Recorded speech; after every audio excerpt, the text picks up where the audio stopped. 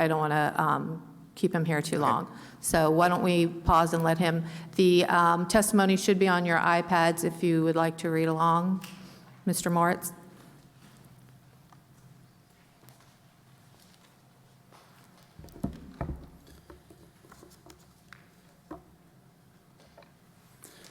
Good afternoon, Chairman Lanise, Vice Chairman Young, and Ranking Member Ingram, and members of the committee.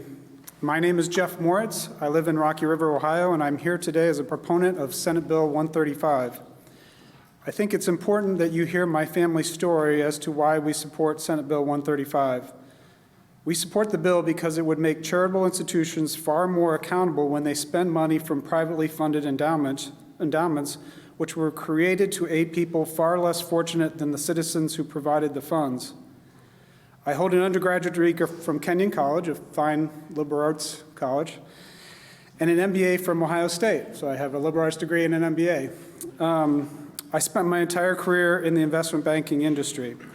My father is Mike Moritz. He grew up in Portsmouth and Columbus. My mother is Luann Ransom.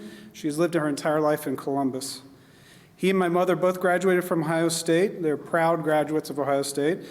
And when applying to law school, my father could not afford the tuition. His family had little money.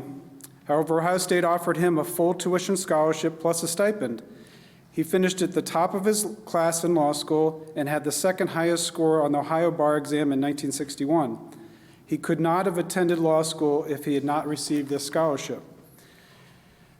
He eventually became partner in the law firm of Baker & Hostetler, where he headed the firm's national corporate law practice.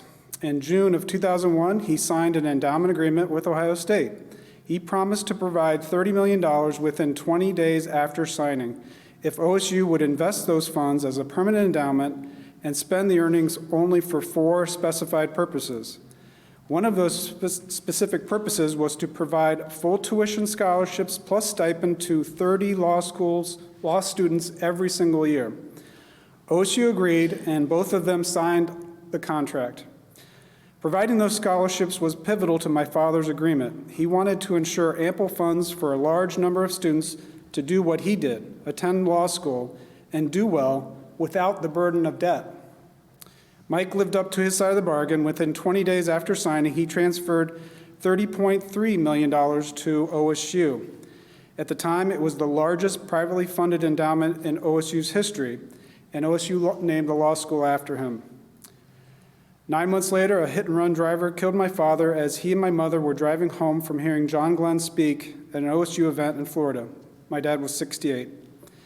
By then, OSU had already quietly begun to breach the endowment agreement, but we didn't know it. About 5 years ago, 2016, I discovered that the university had never provided 30 scholarships in any year. For 19 consecutive years, from the beginning of the Moritz Endowment through August of 2020, OSU never lived up to that key commitment. Each year, instead of providing 30 students with scholarships, the university provided only 12, sometimes 13, sometimes 14. It was roughly around half of its commitment. I also discovered that the value of the Moritz Endowment had declined by an astonishing 30%. It went from $30.3 million in 2001 down to $21.9 million in 2016. Over those years, the endowment should have grown to over $50 million and easily provided 30 law students with full tuition scholarships every year. In that time, over 300 law students incurred substantial debt for legal education that should have been free, paid for by privately endowed funds at no cost to the taxpayers. Today, it costs an in-state law student over $90,000 to attend 3 years of law school at Ohio State.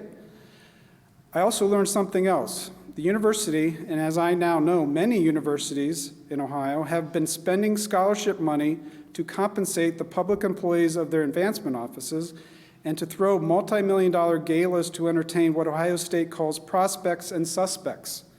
Prospects are wealthy people whom the university identifies as likely to fund endowments. Suspects are wealthy people whom the university identifies as likely to provide at least $50,000 now. That university alone spends as much as $19 million annually from its restricted endowments to pay for its advancement office. Other Ohio public universities have the same practice.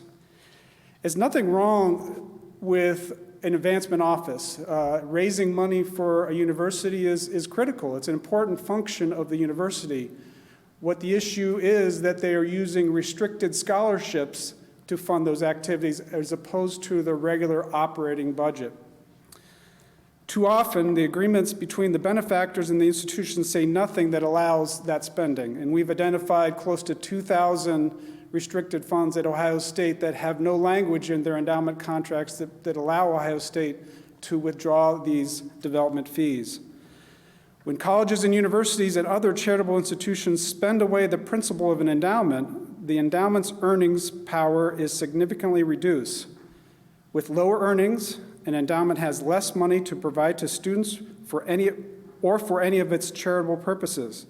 This is one of my family's greatest fears, that eventually administrators of the Moritz Endowment will spend the $30 million endowment down to zero. According to Ohio State Foundation's 2020 audit financials, the most recent audit financials, of the 3,055 named endowment funds, approximately 2,189 of these funds are underwater, meaning their market value is lower than the initial gift amount. Many, such as ours, are 20 to 30% underwater.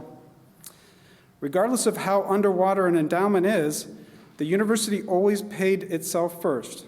First, the university spends money from existing endowments to entertain people who are wealthy already to cultivate new endowments from them. That spending comes at the expense of student scholarships because the scholarships get only what's available after that initial spending. Worse, the universities and other charitable institutions insist that only the Attorney General has the right to enforce an institution's commitments in an endowment agreement. The benefactor, they insist, has no right to enforce the benefactor's own endowment agreement. And I find this part the most ironic. OSU and the Attorney General took me to court to stop me from trying to get to the bottom of what was happening with my father's endowment agreement. They spent several $100,000 of taxpayer money for outside legal counsel just to stop me from trying to understand what was going on. And countless internal staff hours. And the AG's position, as I mentioned, is only they have the right to enforce these contracts. But the Attorney General has never enforced one of these contracts. The former Attorney General of Ohio, through my attorney, said that they would never touch this issue. It's absurd to think that they ever will. The university has insisted that even if my father was alive today, he would be powerless to do anything about the fact that the university did not provide the promised 30 scholarships in any of the 19 years after receiving $30 million from my father. That raises an important question. Why does the university go through the charade of signing these agreements with benefactors when the university firmly believes that the benefactors can't enforce them? The university is making its commitments to the benefactor, not to the Attorney General. The Attorney General doesn't sign these agreements. The benefactor and the university sign them. The obvious representation is that the university is binding itself to the benefactor, and the benefactor will have recourse if the university fails to live up to its side of the bargain. For universities to sign these commitments to the benefactor, knowing that they will later claim the benefactor can't enforce them, is wrong. The Uniform Prudent Management of Institutional Funds Act governs the lawfulness of spending of endowed funds. The key test is whether the amount of spending of endowed funds is what the Act calls imprudent. The Uniform Act's prime purpose is to protect endowments from unprincipled or excessive spending by the people who manage endowments for the benefit of the public. It is not the Administrator Protection Act, it is the Endowment Protection Act. Of the 49 states that have enacted some version of that law, Ohio is the only one that makes constant spending of endowed funds legally incontestable. So long as an institution spends 5% of an endowment's value in any given year, Ohio's version of the law says that no one can contest that much spending. no matter how much it shrinks an endowment, such as ours and several thousand at Ohio State, and thwarts the endowment's ability to satisfy its charitable purpose over the long term. Ohio's version of the Uniform Act calls that legal immunity an irrebuttable presumption of prudence. Spending 5% of an endowment's value each year is automatically prudent. Under Ohio's version of the act, no one, not a court, not the Attorney General, no one can say otherwise. It should be obvious why no other state has a similar provision. In all 49 states that have adopted it, the Uniform Act identifies specific criteria for deciding that an institution's spending of endowed funds is imprudent. But Ohio says that spending 5% of the endowment value is automatically prudent, even if that spending plainly is imprudent when you apply the Act's criteria for imprudence. So Ohio's unique irrebuttable presumption defeats the fundamental purpose of the Act, protecting endowments from imprudent spending.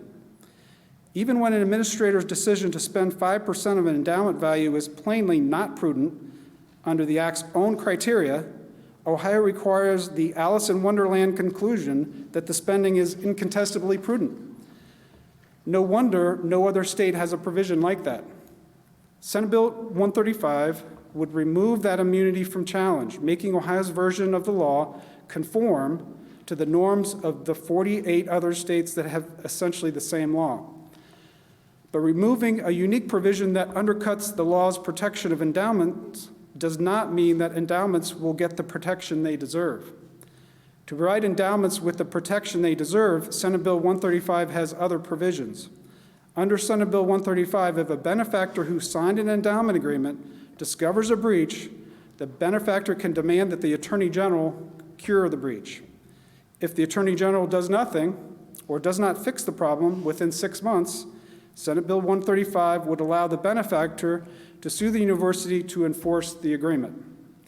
The benefactor would have no right to sue for damages, but can ask a court to stop the breach and restore the endowment funds that the university misspent. This bill would, for the first time, make universities accountable for breaching their endowment agreements and for overspending endowment funds when the Attorney General, who also represents State University, does nothing. I also want to make abundantly clear that the Moritz family has no interest in recouping any of the $30 million my father gave to Ohio State, either directly or indirectly. We have never and will never make any effort to do so.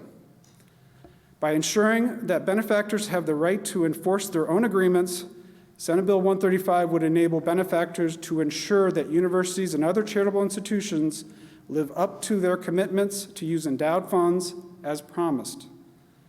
Enacting this legislation will incentivize potential benefactors to contribute further to university endowments because they have the assurance that they can do something if the university breaches its commitments. I want my father's endowment and every endowment to thrive. This bill would go a long way to ensuring the thriving of endowments for the public good. I want to express my thanks to Senator Serino for addressing this important issue, Senate President Matt Huffman for his willingness to tackle this and other issues in higher education. We also appreciate the overwhelming support for this legislation that we received in the Senate, a vote of 31-2. Others will be testifying in support of this bill, including individuals who have corrected this type of action in other states. Thank you very much for your time and attention this afternoon. I would be happy to take any questions you may have.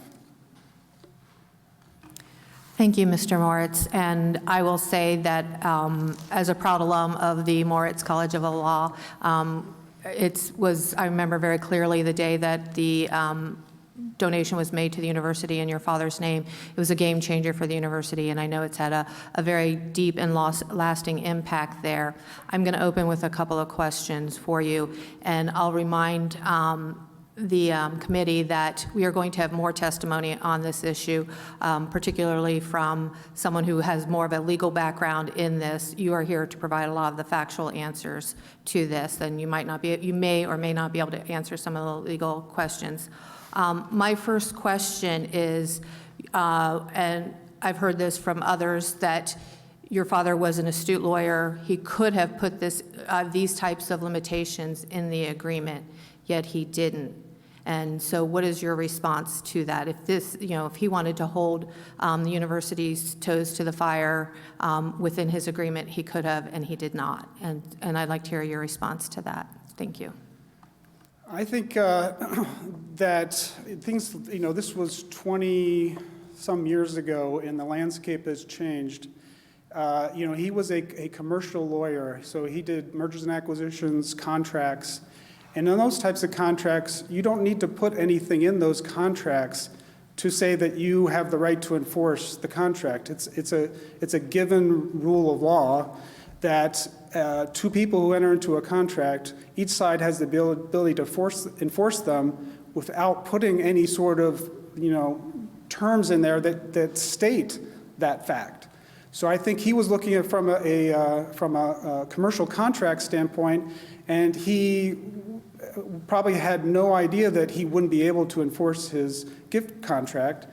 And I would turn it around and say, if this is so important to the universities, why didn't they put it in his contract? Thank you. And as a follow-up to that, I think part of this turns on the question, and you may not be able to answer this, of whether or not this qualifies as a gift versus a contract, and the tax consequences of a gift versus a contract. And the document that I saw said it was a gift agreement, and that changes things in applying contract law to such an agreement. And I was just wondering if you had any answer to that as well. I think I should let an attorney, go through what is a contract and what is not a contract. I will say that tax law and, the deductibility of this is irrelevant to whether it's a contract or not. But I would defer to an attorney that knows contract law to go into that. But I think from what all attorneys have told me, this is a contract between Ohio State and Michael Moritz. Thank you. And then my final question would be, I know that you mentioned it at the end, that you are not seeking any personal financial redress from this. You're just wanting this to not happen in the future. And so what do you see going forward? I know that you've spent countless hours and probably lots of money in trying to get this enforced. How do you see this playing out if this bill were to pass in its current form? What will happen to the Moritz donation? Well, I think with the Moritz donation and all these other restricted funds will have some protection so that universities will be held accountable for misspending funds. And if Ohio State or any university or charitable organization is misspending charitable dollars, then in the future, then they will be held accountable. Thank you. Representative Smith? Thank you, Madam Chair. Thank you, Mr. Moritz, for being here. I've spoken to you and some other folks on a call on this topic, but the thing that your testimony revealed today that I must have missed when we spoke earlier was the function of the Attorney General in enforcing these agreements. And obviously, we've had attorney generals from both parties, so I don't mean this in a partisan manner at all. But I'm wondering, do you have any knowledge of the Ohio Attorney General ever enforcing an endowment contract like you would have wanted them to enforce this one? Thank you, Madam Chair. Chair Lanise, I'm not aware of the Attorney General taking action on any restricted endowment fund at a university. As I mentioned, we have alerted the Charitable Law Division of Ohio's Attorney General of this issue and the fact that there are several thousand other similar issues. To my knowledge, well, they have not interviewed me. They have not, wanted more information from me. I can only say that there's no way that they have done any work. And as I said before, the previous Attorney General told us he would not touch this issue. So I've not researched Ohio's, the Ohio Attorney General over the 130 years of Ohio's history, but I would say I would find it very, very, very hard to believe that they have taken any action in regards to this issue. Thank you, sir. And so I guess this follow-up is directed at you, Madam Chair. Perhaps we could get the AG staff in here to further elaborate on that topic as we explore this legislation. We will 100% do that. We're going to have a full vetting on this portion. We'll have many interested parties in to address these issues. Representative Lightbody. Thank you, Madam Chair, and thank you, Mr. Moritz, for coming in today and opening our eyes to the situation related to your father's endowment gift, and thank your family for that. I have a daughter who went to in Ohio University to get a law degree that was paid for by a scholarship, so it wasn't Ohio State, but she's very grateful that she did not graduate with her law degree with large debt, so clearly that would have been an important benefit for the 300-some students. I just wanted to say, thank you for coming, and thank you to your family for that gift. I also have some personal experience with a very small endowment to a different institution, and I'll tell you, I'm going to go beetling right off and make sure that they're spending the money in the way it was intended. It was for athletic scholarships. So thank you. I just really have no particular question, but thank you very much. Thank you. Representative Cross. Thank you, Madam Chair. Mr. Morse, thank you for your testimony. It's in conversations with you and then with Ohio State, it's my understanding that Ohio State has done right to make sure that those scholarships were funded up to 30 scholarships, give or plus maybe a few.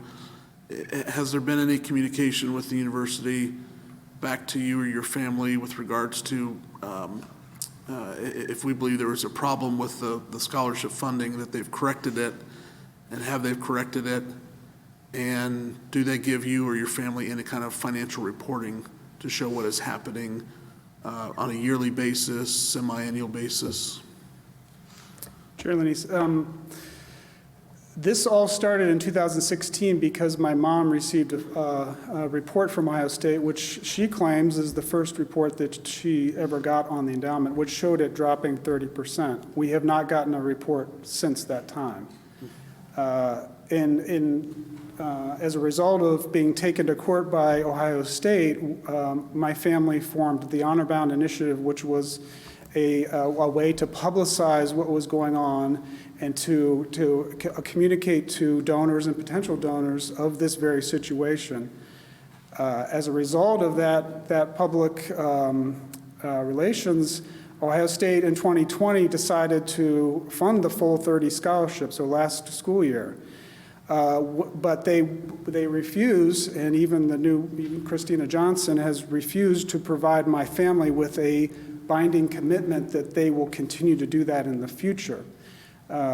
So I haven't got a report on the market value or anything regarding to the fund.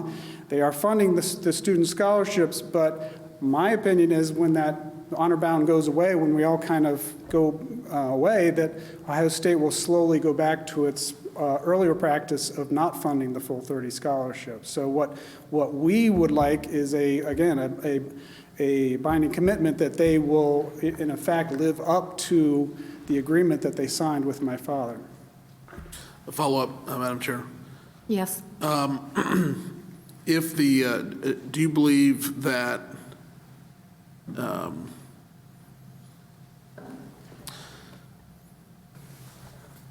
obviously in the conversation with the Attorney General's office and if they testify or in having conversation, their charitable division, do you believe that this could be better resolved through rulemaking process or through a bureaucratic process versus a legislative process if the Attorney General's charitable division attorneys would have engaged in the process versus changing the law? Because there is some debate that and again, I'm not a lawyer, and I don't play one on TV, but in looking at some of the language, what kind of cause and effect could we have for many universities and many donors if we change some of the percentages or change the rules and it becomes more of an anti-donor intent? So do you believe that this could have been done through a better way bureaucratically or obviously you're trying to change the legislation because the bureaucratic agency didn't do its job? Chair Lees. Obviously, if the Charitable Law Division actually did what they say they're the only ones who can do, that might change things, but they haven't, and they have told us they won't. Sure. And they are the university's attorney, so they're real or imagined, there's a conflict there. And I think that these are contracts, and there is no reason why the universities can sue donors if they don't complete their end of the bargain, but benefactors have no rights to sue that. Who is better suited to enforce their own contract than the person who signed it? Or is it that some elected official can step in and knows what's best for these donors and how to enforce their agreements? And in any other part of law in Ohio, if you have a contract, the two parties can enforce their side of the contract. Why should this be any different? Why is the Attorney General a better substitute than the person who actually entered into that contract? That makes, to me, if you have donors who are willing to take the action with no financial gain, right? So someone's going to hire an attorney for a large cost to enforce their contract with no potential for any monetary gain for themselves, only to hold these universities accountable. That and take that, and so the Attorney General doesn't have to take on that conflict. To me, that is the best public policy, and it would fit with all other parts of contract law in Ohio. Final follow-up, Madam Chair, if I could. Yes, Representative. Thank you. Any, maybe Mr. Moritz or for the bill sponsor, Madam Chair, anything in fine print in this legislation that would require universities to provide financial reporting to the donors each year or on a more ongoing basis, so you have a better snapshot of what is happening with the money? I didn't know if I saw that in the bill. Just curious to see if I missed something. No, that's not part of the bill, but I would say that would be a wonderful addition. Any clarity or, transparency between charitable organization and the benefactor can only be best for both parties. Sure. Thank you, Madam Chair. Any other questions? Ranking Member Ingram. Thank you very much, Madam Chair. Thank you for being here today, and thank you for your testimony. There was a rule change back in June of 2009 regarding the valuation of the gift. Are you aware of that? Okay. And maybe when the Attorney General comes, that'll be the question that we ask, because it was June 1, 2009, obviously right after your father's gift. If I may? Yes, follow-up. The difficulty I see is that from state to state who has the opportunities, as you say, that already have a law like this in place, my question would be how that functions in those other states. And would there be a possibility that at some point legal counsel would drum up business with certain donors at certain levels as to suing the institutions if they believe that their restricted endowment, their restricted gift has not been managed properly? Is there a possibility, because this isn't just Ohio State we're talking about, which has done what they've done. The conversation, and I know that Senator has spoken and had meetings with folks, but this may impact various institutions differently. Chair Lenise, I really don't believe that is likely to happen, because again, there is no gain back to the person who, to the benefactor who sues. So an attorney may want to go out and try and get business, but it's the donor that has to pay him They don't do it on contingency like a medical malpractice suit. This is, the donor has to come up with and pay out of his or her own pocket all of the legal fees, and will get not one penny back to pay for those legal fees. So a donor would really have to be aggrieved in order to spend that kind of money. So, for instance, if you have a $500,000 endowment that you gave $500,000 to a charitable institution, you're going to, it would cost you several $100,000 in legal fees. And what donor is going to, do that? It would have to be a very large endowment that would justify the donor putting, good money after bad, so to speak. I don't see that. And Iowa does have, donors are allowed to enforce their gift agreements, and in the state of Iowa, there is not a plethora of lawsuits, and there's no, these charitable organizations aren't being sued left and right. There's no additional cost to managing funds in Iowa versus Ohio. It's just not, I just really think that's extremely remote possibility that these charitable organizations are going to be flooded with lawsuits. I can't imagine, like I said, a donor hiring an attorney at their own expense with no financial gain. That just is hard to imagine. Are you done? Thank you, Madam Chair. It doesn't say that in the language. It says there can't be damages, but it doesn't say that that could not be covered. Because the language from state to state may be different, I'd like to see if there's one that's very close to this, and we can probably get that, Madam Chair, to see if there's language that's very close to what is here.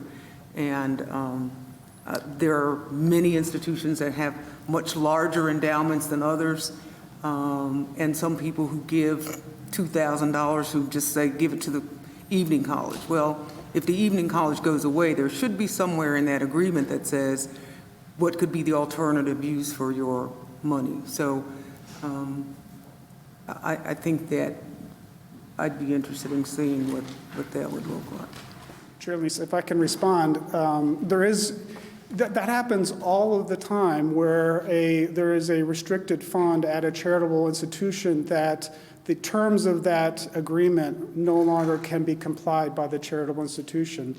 And charitable institutions go to court to get out from under those restrictions all the time in Ohio. And there is the ability that if a restricted, in your point where a donor gives money to a certain college and then the university, eliminates that field of study, the university has avenues today where it can go to court and go to a judge, and the judge, takes that restriction away from them. So there are, and to your point where the Senate Bill 135 spells out very clearly what the remedies are in cases where the donor would sue the university, and there's no money that can go back to the donor. So they would not be able to get their legal costs reimbursed. All right, any other questions for the witness? Yes, Vice Chair Young. Thank you, Madam Chairwoman. I'm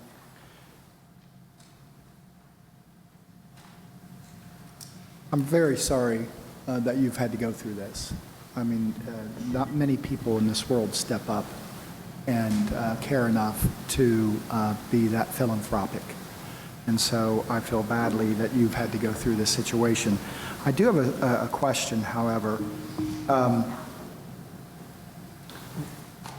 The endowments have a spending policy, right? And then they have an investment policy statement. When your father signed on to the endowment, do you think that he fully understood those, the spending and the investment policy statements of the institution? Chair Lisa, yes, I do believe he did. I think the Ohio State committed to manage this in a perpetuity. So I would just, by definition of a perpetuity, it's supposed to last forever. That means the earnings will exceed the spending. In our case, You know, if you're legally allowed to spend 5%, these administrators spend 5%, regardless whether there's earnings there or not. And in our case, they were spending 5%, and they were only earning 3% over a 20-year period. That's not prudent. That's not the way you manage a perpetuity. So, and it's simple math. You spend 5%, you earn 3% over 20 years, you know, you're not going to have anything left. Follow up? Thank you, Madam Chairwoman. One other question. Was there a predetermined request when the money was donated, $30.3 million in 2001, that they would immediately use the baseline of $30.3 million to fund the 30 scholarships immediately for students? And I think there was, or whatever the expenses were, or was there to be a delay for a couple years and let the investments grow? Chairman, no, it was, they were supposed to fund the 30 scholarships in the first year. And $30 million, or whatever the portion, was plenty of money to fund that at the time. All right. Follow up with one last question. Through this process and through the Honor Bound initiative, have you heard from other donors with similar frustrations across not just universities, but other charitable organizations? Generally, yes, we have. Yeah, and I believe some of them will be testifying as well. You know, it's not just universities. You hear of hospitals that have restricted funds where they end up breaking or using the funds for a different purpose than what the donor spelled out in the agreement. So it's the universities are the poster child for this kind of behavior, but other charitable organizations in Ohio have the same issue. All right, thank you. Seeing no further questions, this will conclude the proponent testimony on just this portion.